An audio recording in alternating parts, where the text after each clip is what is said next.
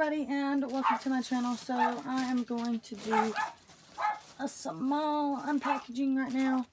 I think these are my cup coasters for our Jeep. So yes, they are.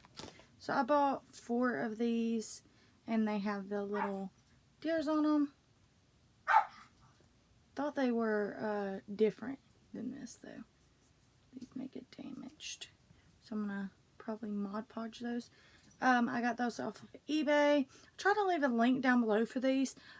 This seller is really close to where I live, so they didn't take very long, and I think they turned out really cute. But I thought they were the hard ones that you get when you go on vacation, kind of like the ones I have for my Jeep. They're just very hard. They're not flimsy like this, but this should work. We bought that Jeep just to go on vacations with and stuff like that, so that should be okay for that one. Anyway, sorry for rambling. Thank you for watching. Like and subscribe for more videos, and go ahead and check out some of these other unboxings that I'm doing today. Alright, bye you guys.